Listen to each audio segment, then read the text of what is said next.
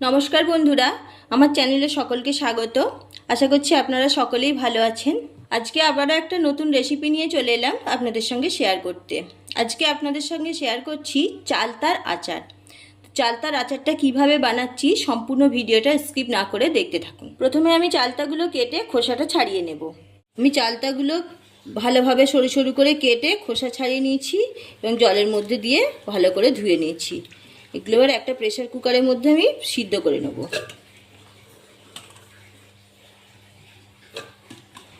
Pressure কুকারে তুলে নিচ্ছি। প্রেসার কুকারে নিয়ে নিয়েছি চালতাগুলো, দিয়ে দিচ্ছি নুন, হলুদ, এবার পরিমাণ মতো জল দিয়ে দিচ্ছি। এবার ঢাকনা বন্ধ করে গ্যাস অন করে আমি একটা সিটি দিয়ে নেব। আপনারা চাইলে চালতাটা কড়াইতেও ভাপিয়ে নিতে পারেন। চালতাগুলো ভালোভাবে সিদ্ধ করে আমি জলটা ঝারিয়ে নিয়েছি। এবার হাত দিয়ে একটু এরকম চেপে চেপে দেবো।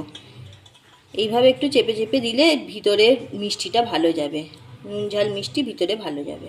গ্যাস অন করে কড়াইতে সর্ষের তেল দিয়ে দিয়েছি। এবার দিয়ে দিচ্ছি তেজপাতা একটা ছিঁড়ে দিয়ে দিলাম, শুকনো লঙ্কা আর পাঁচফোড়ন দিচ্ছি। পাঁচফোড়ন ভালোভাবে ভেজে নিচ্ছি। ফোড়নটা ভালোভাবে ভাজা হয়ে গেছে, সুন্দর গন্ধ বেরিয়েছে। এবার সিদ্ধ করে রাখা চালতাগুলো দিয়ে দিচ্ছি। চালতাগুলো দিয়ে একটু নাড়াচাড়া করে দিচ্ছি। আখের গুড় দিয়ে দিচ্ছি। চালতার সাথে গুড়টা ভালোভাবে মিশিয়ে দিচ্ছি। নাড়াচাড়া করতে করতে গুড়টা গলে যাবে। দেখুন গুড়টা একদম গলে গেছে। সিদ্ধ করার সময় নুন দেওয়া ছিল, এখন আমি অল্প পরিমাণে বিট নুন দিয়ে দিলাম।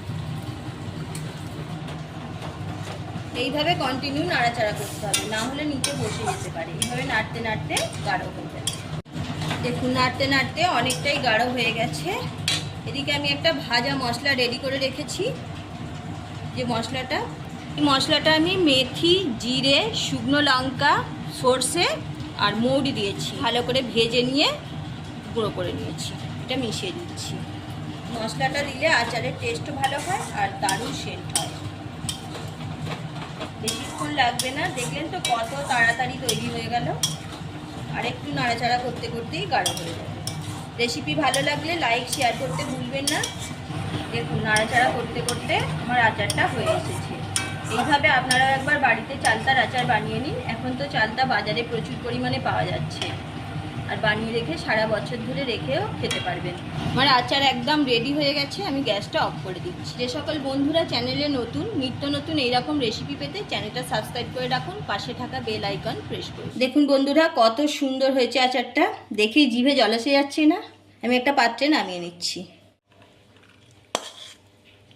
আমি নামিয়ে নিয়েছি আচারটা। কোনো রকম রোদ্দুরে দেবার প্রয়োজন নেই। ঠান্ডা হয়ে গেলে একটা এয়ারটাইট কন্টেনারে ভরে রাখলেই হয়ে যাবে। এইভাবে রেখে আপনারা সারা বছর ধরে খেতে পারেন। আজ এই পর্যন্ত। ভালো থাকুন, সুস্থ থাকুন। আবারও দেখা হচ্ছে পরের এপিসোডে।